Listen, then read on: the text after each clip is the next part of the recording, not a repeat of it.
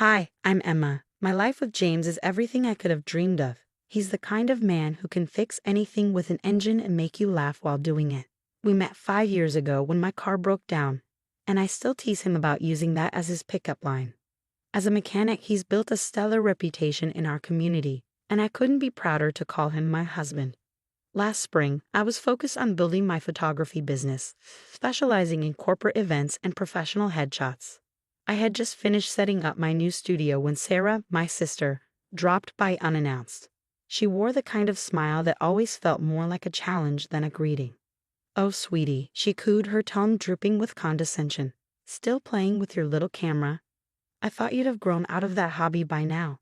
"It's not a hobby, Sarah," I replied, forcing myself to stay calm. "I just landed the Thompson Industries account." Her eyes widened briefly before she masked her reaction. "Really? How interesting." Marcus and I were just talking about how vital image is in the professional world. I should have known she was plotting something. A week later, my biggest potential client canceled their contract without explanation. Pamela, my best friend since college and an HR manager at Thompson Industries, filled in the blanks. "Your sister," Pamela said, her voice brimming with anger, "contacted our marketing team. She raised ethical concerns about hiring family members for professional services and even showed them some amateur photos claiming they were your work." I gripped my coffee mug tightly, my hands shaking. "She did what?" "That's not all," Pamela added grimly. "She suggested they hire Maria instead, her friend who just started dabbling in photography." My stomach turned. Sarah had always been competitive, but this was deliberate, calculated sabotage. That night, James found me in my home office, crying as I stared at my empty booking calendar. "Hey, engine of my life," he said gently, using his cheesy nickname for me. "Talk to me." I poured out the whole story, and James listened intently. Then, without hesitation, he pulled out his phone and started making calls. Tom, his mentor at the auto shop, turned out to be golf buddies with the CEO of Thompson Industries. By the end of the week, not only was my contract reinstated, but they doubled the number of events they wanted me to cover. Pamela spread the word about Sarah's underhanded tactics in professional circles. "Your sister doesn't realize how small the corporate world really is," she told me over lunch. People talk. The final blow to Sarah's scheme came when Maria visited my studio to apologize. "I had no idea she was using me to hurt you," Maria confessed, showing me the messages Sarah had sent her. They detailed the entire plan to undermine my business. That evening, James came home with 3 new client contracts for me. "Turns out, mechanics know a lot of business owners who need good photographers," he said with a wink. "Some of my regulars were pretty excited when I mentioned your work." I hugged him tightly, overwhelmed with gratitude. With James's connections and Pamela's support, my business began to thrive again. That night, we celebrated with takeout from our favorite Chinese restaurant. For the first time in weeks, I felt a deep sense of peace and appreciation for the people who had my back. 2 weeks later, at our annual family reunion, the tension with Sarah resurfaced. She and her husband, Dr. Marcus, arrived in a brand new Mercedes, making sure everyone noticed. "Marcus just made partner at the hospital," Sarah announced during dinner, barely touching her food. "We're thinking of buying a vacation home in the Hamptons. You know how important the right connections are." Our cousin Amy, always kind and genuine, turned to James. "How's work going? I heard you were promoted recently." Before James could answer, Sarah cut in with a smirk. "Oh, you're still at that garage? I thought you'd have moved on to something more professional by now. Marcus knows some people in hospital administration. Maybe he could help you find a real career." The table went silent. I watched James's knuckles whiten around his fork, but his voice remained steady. "I appreciate the offer, Sarah, but I love what I do," James replied evenly, his calm voice cutting through the tension. "Being a mechanic is a perfectly respectable career." Before Sarah could retort, Tom, James's mentor and a father figure to him, spoke up from across the table. "James just saved the city bus company $50,000 by fixing a problem their so-called specialists couldn't figure out." Sarah rolled her eyes dramatically. "How fascinating. Speaking of transportation, Marcus, didn't you just get a call about a speaking engagement in Europe?" Dr. Marcus shifted uncomfortably in his chair. "Actually, I had to decline. The timing wasn't right." "What do you mean you had to decline?" Sarah's voice rose sharply. Sarah, perhaps we should discuss this later, Marcus muttered, loosening his tie. The conversation eventually moved on, though I couldn't help but notice Marcus checking his phone repeatedly, his expression growing more concerned with each glance. After dessert, Sarah announced they needed to leave early. Marcus has an important meeting tomorrow, she explained, fishing for her car keys. Some of us have real responsibilities. As they drove off, the sound of their Mercedes making a horrible grinding noise stopped everyone mid-conversation. Moments later, it rolled to a halt halfway down the driveway. "This is ridiculous." Sarah's voice carried back to the house. "Marcus, call our dealer right now." "They're closed, Sarah. It's Sunday evening." "Well, we can't just stand here. Call a tow truck or something." From the porch, James exchanged a knowing glance with Tom, but said nothing. Sarah's complaints echoed in the gathering darkness until James finally called out, "Need a ride home?" He wiped his hands on a napkin and strolled toward them. "I can have someone from the shop look at your car first thing tomorrow." "We are not letting some grease monkey touch our Mercedes," Sarah snapped. "We'll wait for professional service, thank you very much." Pamela, who'd been watching the scene unfold, leaned over and whispered to me, "Karma works fast these days." We left them waiting in the driveway, Sarah's voice growing shriller by the minute as she argued with Marcus about whose fault it was that they'd skipped the car's last scheduled maintenance. Monday morning, the unexpected call came from Marcus himself.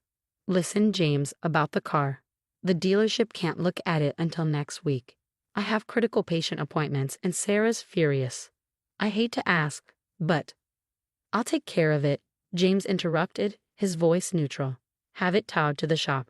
An hour later, Sarah stormed into Tom's auto shop as though she owned the place. "This is completely unacceptable. Do you even know how much this car costs?" "More than you can afford, apparently," Maria chimed in from the waiting area. She'd brought her own car in for service and was watching the scene unfold with amusement. James emerged from under the Mercedes, wiping his hands and holding a tablet. "Your transmission has major issues and your brake lines are severely corroded. When's the last time you had it serviced?" "That's impossible." Sarah scoffed. "Marcus handles all that." Actually, Marcus stepped forward hesitantly. "I've been meaning to tell you. We've had to postpone some maintenance. The hospital's been making cuts, and with the new house payments—" "What are you talking about?" Sarah's voice was incredulous. "You're a doctor. You're a partner at the hospital." "Not exactly," Marcus admitted, loosening his tie again. "I was passed over for partner. The speaking engagement in Europe? It was a job interview." "Sarah, we're in trouble." The color drained from Sarah's face. "This is ridiculous. We'll just buy a new car." "With what money?" Marcus's voice cracked. "We're already maxed out. The house is mortgaged to the limit. You're spending." "Don't you dare blame this on me," she snapped, turning on James. "This is probably some scam. He's just a mechanic. What does he know about luxury cars?" Tom stepped out of his office, arms crossed.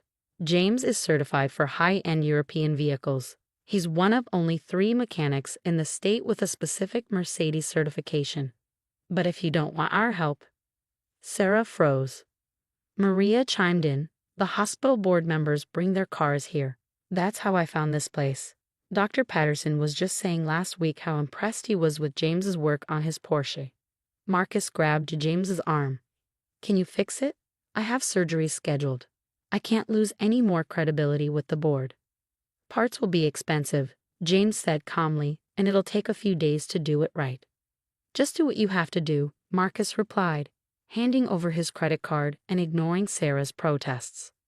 Sarah stood there, her mouth opening and closing like a fish out of water. Every eye in the waiting room was on her, including several people she recognized from her social circle. "I'll wait in the car," she muttered. "Good luck with that," Maria called after her. "It's not going anywhere." Over the next 3 days, James worked overtime on the Mercedes, meticulously repairing years of neglect. "The car is just a symptom," James explained, showing me the extent of the damage. "They've been living on appearances. Marcus is a good doctor, but Sarah pushed them into a lifestyle they couldn't afford." Word spread quickly through the hospital's social circle. Pamela called to tell me Sarah had been notably absent from the weekly charity committee meeting. Everyone's talking about how she lied about Marcus being made partner. "The board members' wives are furious," she said. Later, Maria stopped by my studio with an update. Sarah's been calling everyone, trying to do damage control. But you know what? People are more impressed by how James and Marcus handled everything. Dr. Patterson even asked me to pass his card to James. The hospital is looking for a new service contract for their ambulance fleet. The following week, Sarah showed up at our house alone. She looked different. No designer handbag, no meticulously styled hair. She sat stiffly on the couch, her posture as rigid as her expression. "I suppose you're happy now," she said, her voice bitter. "Everything's falling apart. Marcus insists we sell the house, says we need to live within our means. The hospital wives won't even return my calls." "That's not my fault, Sarah." "No, it's not," she admitted, twisting her wedding ring nervously. "Marcus showed me the repair bill. James charged less than the dealership would have. He did good work." Her voice softened, but only for a moment. "I'm not apologizing," she added quickly. I need a favor. The charity committee is organizing the hospital's annual fundraiser, and they need a photographer." "My schedule is fully booked," I replied, keeping my tone polite. "I just hired an assistant to help with all the new corporate contracts. But I heard Maria's available." Sarah stood, smoothing down her off-the-rack dress. "Right. Of course, I should go." I watched her walk to her car, now an ordinary Toyota, and drive away. Moments later, James pulled into the driveway in his work truck, the hospital's new service contract logo freshly painted on the side. "Tom's letting you manage the hospital account," he grinned. "We're hiring 2 more mechanics to handle the workload." That evening, Pamela and Maria came over to celebrate. We sat in the backyard, enjoying the simple pleasure of good friends and takeout pizza. "Did you hear?" Pamela asked, taking a sip of her drink. "Marcus finally stood up to Sarah. He's taking that position in Europe, said they need a fresh start. Sarah has to either go with him and live on a regular doctor's salary or stay here on her own." "Sometimes people create their own karma," Maria mused. "All you have to do is let them." James squeezed my hand as we watched the sunset. We didn't need expensive cars or vacation homes. We had something far better: respect, honest work, and people who genuinely cared about us. In the end, that's what truly matters. Have you ever dealt with someone who looked down on your profession or life choices? How did you handle it? Share your stories in the comments below. I'd love to hear how you stood your ground and stayed true to yourself. Don't forget to like and subscribe for more inspiring stories like this one.